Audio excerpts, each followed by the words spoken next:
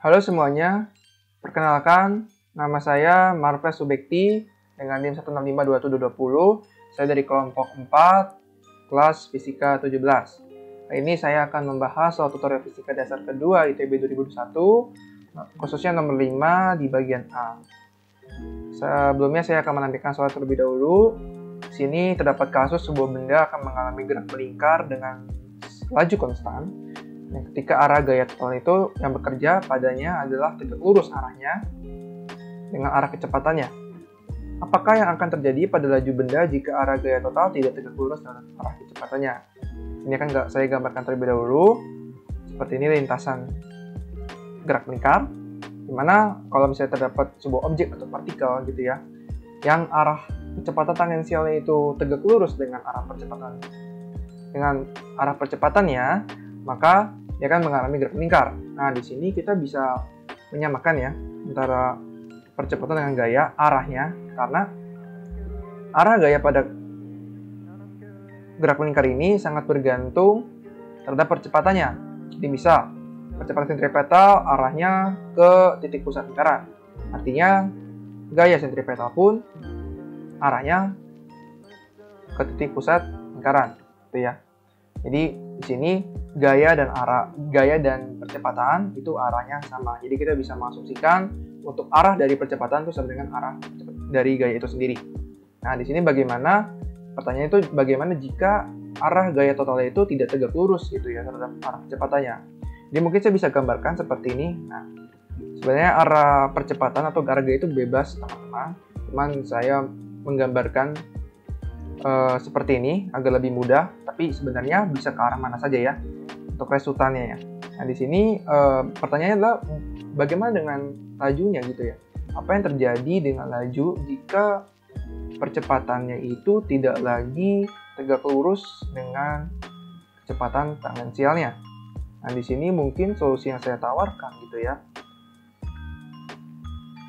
Kembali saya menggambarkan. Nah, di sini saya menggambarkan vektor dari percepatannya. Jadi untuk gerak melingkar gitu ya, maka ada dua vektor yang harus kita tinjau.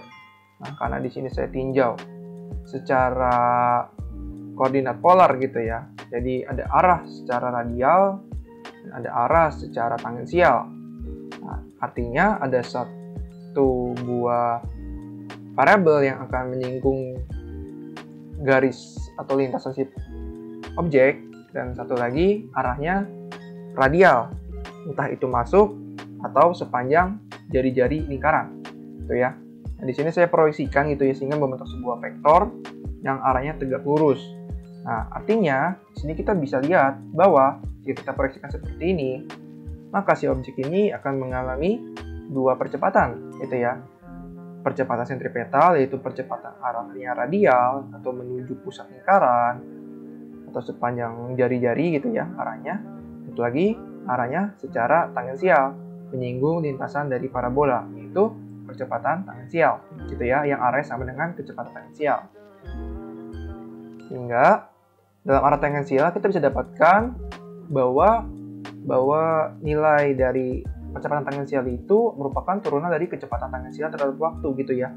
Jadi sebelumnya kalau kita pernah tahu bahwa busur lingkaran atau lintasan gerak melingkar ini, jika kita turunkan itu kita akan mendapatkan kecepatan tangensial.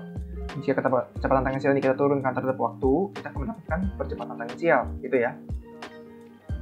Nah, di mana kecepatan tangensial kita tahu bahwa rumusnya adalah omega kali r. Omega itu adalah kecepatan sudut dan r itu adalah jari-jari atau jarak dari partikel ke titik pusat lingkaran.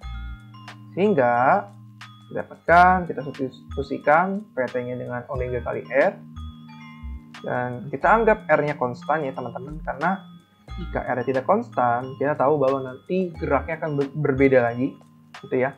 Jika R-nya tidak konstan, maka kemungkinan lintasan partikel itu akan berbentuk seperti spiral, ya, spiral. Jadi untuk radiusnya atau jarak partikel itu terhadap titik pusat lingkaran itu akan selalu berubah-ubah, gitu ya. Nah, nanti di sana konsepnya akan berbeda karena nanti kita akan menggunakan persamaan umum vektor kecepatan dalam koordinat polar gitu ya. Nanti akan banyak dan bakal banyak lagi percepatan-percepatan lainnya, bahkan gaya-gaya lainnya yang bekerja gitu ya.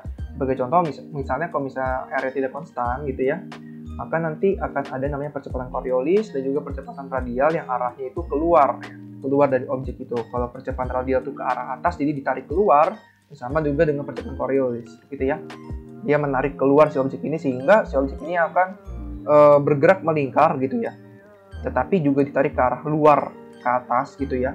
Jadi dia akan membesar terus radiusnya. Nah, di dalam kasus ini kita bisa anggap R konstan maupun tidak konstan. Jadi karena percepatan di sini saya munculkan hanyalah percepatan tangensial dan sentripetal, jadi kita anggap R nya konstan ya.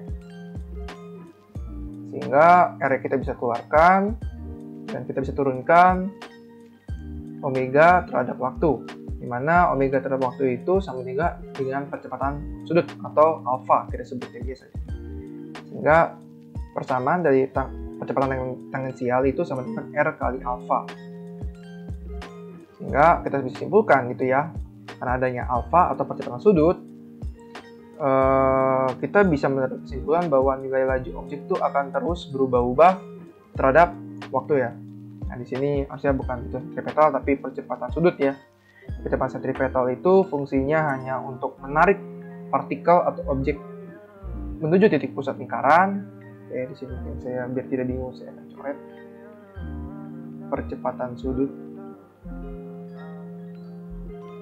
Jadi fungsi percepatan sentripetal hanya untuk menarik benda agar tetap bergerak melingkar gitu ya. Tapi hanya fungsinya untuk mengubah arah dari partikel atau objek yang bergerak melingkar. Sementara kalau percepatan sudut itu akan mempengaruhi kecepatan putar dari si bola atau objek ini ya. Apa itu boleh bola, boleh objek atau partikel. Nah, mungkin segitu saja yang bisa saya jelaskan. Gimana teman-teman? Saya harap teman-teman bisa paham dengan apa yang saya berikan. Dan jika masih ada pertanyaan, teman-teman bisa taruh di link yang akan taruh di kolom deskripsi. Jangan lupa jika teman-teman suka dengan video ini, kalian bisa like. Dan jika teman-teman suka dengan channel kami, kalian bisa subscribe channel kami. Dan sampai jumpa di video-video berikutnya. So, see you on next video. Bye-bye.